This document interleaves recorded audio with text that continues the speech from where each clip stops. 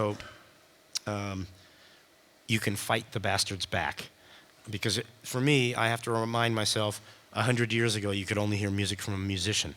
Now it's everywhere, like spraying in the air, you know. So if you walk into a shop to buy something and there's something going doof, doof, doof, doof, that's preventing people from thinking, you know, and I don't think that's good. So you, instead of letting them make you stupid, next time you're in a place with doof, doof, doof, turn their marching twos into threes. So you're listening to doof, doof, doof, doof, and you're waiting to buy your t-shirt in the shop and you're waiting for your change. So you just tap your hand on the counter like, you know,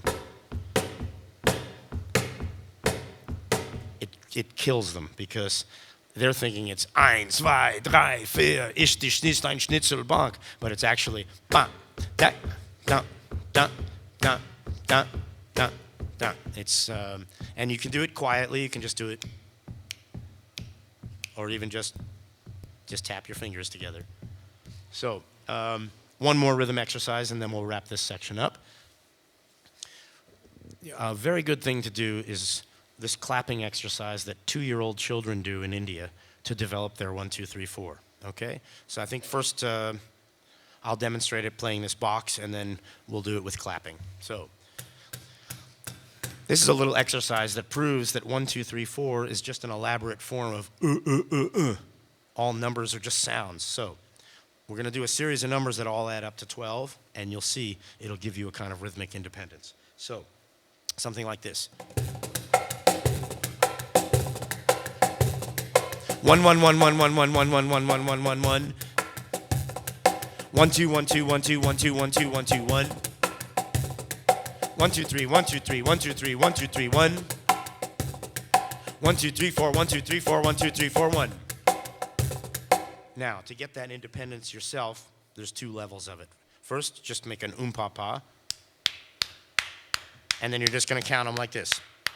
1 1 1 1 1 1 1 1 1 1 1 1 1 1 2 1 2 1 2 1 2 1 2 1 2 1 1 2 3 1 2 3 1 2 3 1 2 3 1 1 2 3 4 1 2 3 4 1 2 3 4 1, because 3 4s are the same thing as 4 3s.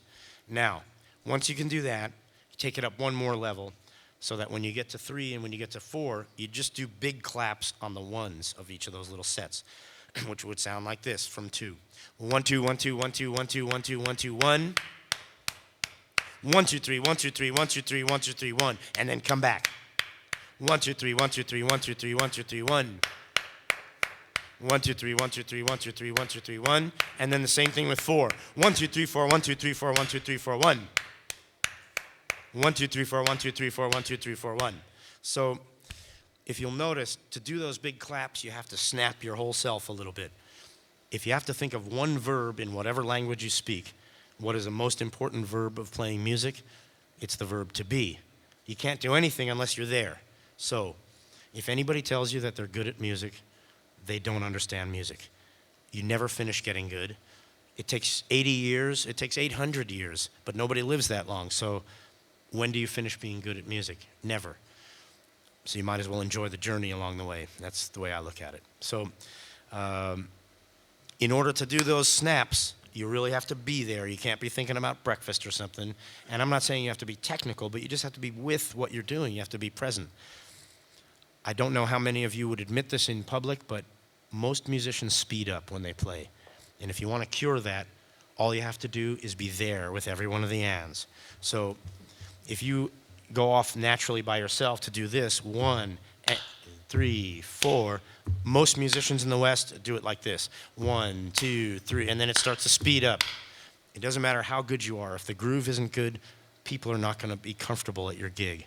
So the way to overcome that, you have to be with every one of the ands, and you have to be as late as you possibly can with it and still not fall apart. Like this. 1, 2, 3, 4. In other words, you should be able to set your watch to your 1s and 3s, but 2 and 4 should be variable in the direction of late. And if you're playing slow blues, playing slowly with confidence is the best thing you can do in front of an audience. They just really enjoy that. So the way to get that is have an imaginary hi-hat in your head going 1,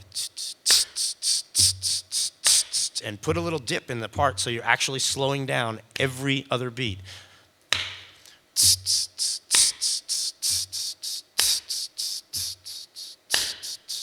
And the more you can be late, the more you pull back with your rhythm, the more the people listening pull forward.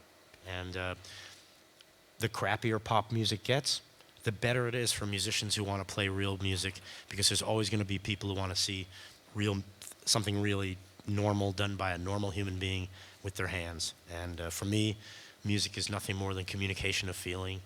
And if you have a good groove, it's a lot easier to communicate your feeling.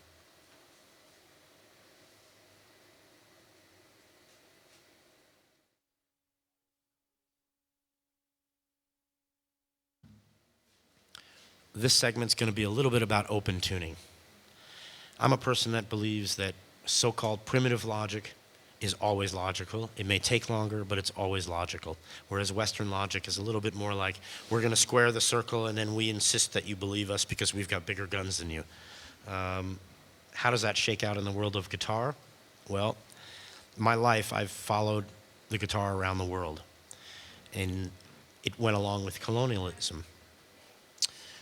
And everywhere the guitar went, there was a European standard tuning, which really should be called crazy tuning, because if you're a child or a native somewhere and a guitar washes up on shore in standard tuning and you strum the strings open, it sounds like this.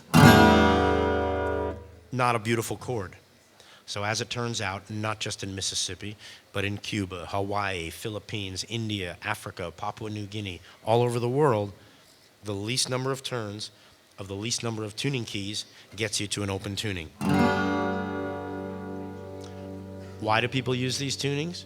Because with standard tuning, you can't have any fun until you memorize a whole lot of information and a lot of chords with 4 fingers. And there's no visual logic, you just have to accept it. With open tuning, you realize very quickly this way is up, this way is down. And with the background of the open tuning, you can start to play music with 1 finger.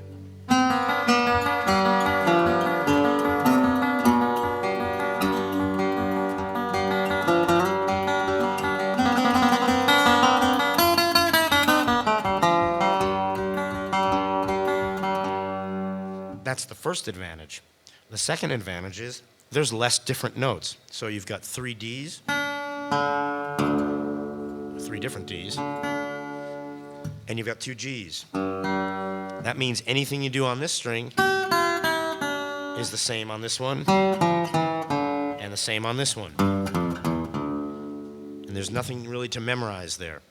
So then you start having choices of color. You can play a line,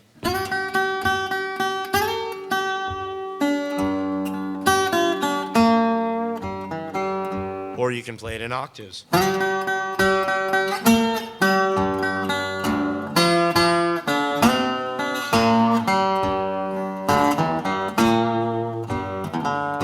So it's really good to get familiar with these octaves. So just while you're watching TV or something like that, so you don't have to think, just raise and lower your fingers as a unit in the octaves like this.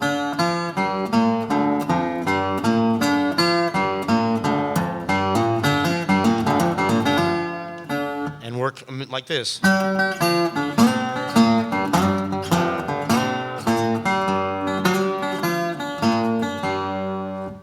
As you develop strength in those 2 fingers working them together, you can do a hammer-on. Once you can do that, this hand is free, so you can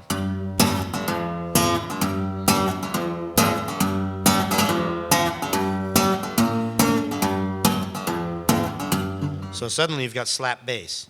And the only safe place to hit your guitar, whether it's wood or metal, is over the fingerboard extension, because on a wood guitar there's a big block of wood under there and you get a nice click with the strings. So just oh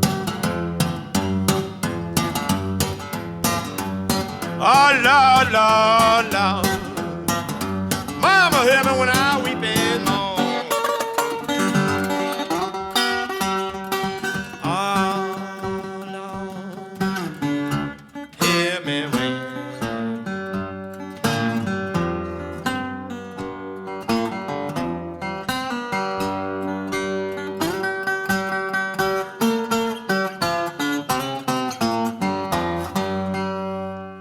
So there's plenty of music to be had just playing the octaves like that.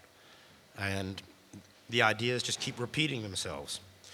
The next thing I want to show you is 4 simple ideas. Instead of the famous book of 4,000 chords to memorize before you have any fun, this is just 4 ideas to get major and minors on any 2 strings in any tuning. It's only going to be one of 4 things. Are you ready? If I want to harmonize this major, I have to pick notes that come from major, because major is an illusion, minor is an illusion. If you miss one note, it doesn't sound major if you go, just like it doesn't sound bluesy if you go, it's just not right. So modes and scales are just fragile illusions. And if it doesn't sound bluesy, it's because it isn't. So same with this. If I want to harmonize major, I'm going to choose notes that are major. So let's work with these 2 strings, the first and the third. So now I'm going to have a short slant for major and a long slant for minor.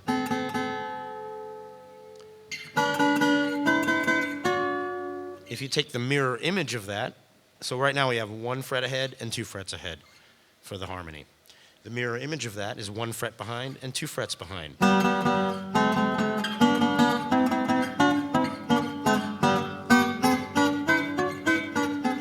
That's exactly the same information, because all you've done is you've replaced the high D with the middle one. So that's 2 of the combinations. 1 ahead, 2 ahead, 1 behind, 2 behind. The other combinations involve, say, these 2 strings. Then you're going to have the same fret and 1 ahead. Here's 1 ahead, 1 ahead, same fret, same. And its mirror image, 1 behind, the same fret and 1 behind. So the mantra to remember is 1 ahead, 2 ahead, 1 behind, 2 behind, same fret, 1 ahead, same fret, 1 behind. So let me demonstrate those one more time. Here's the first idea. Here's the second idea.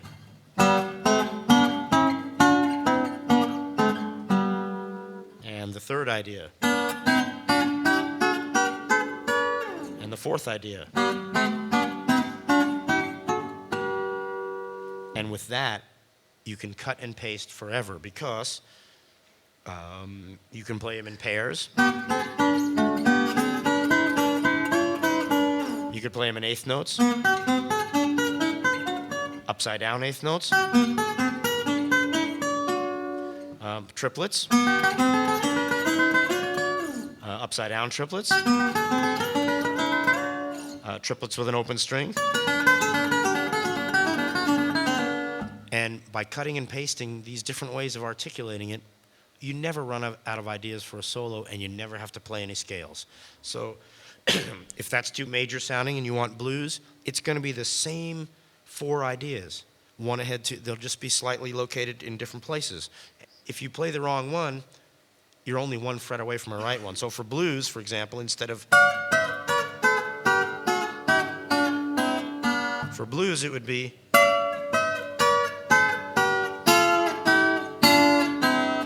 But it's basically the same thing.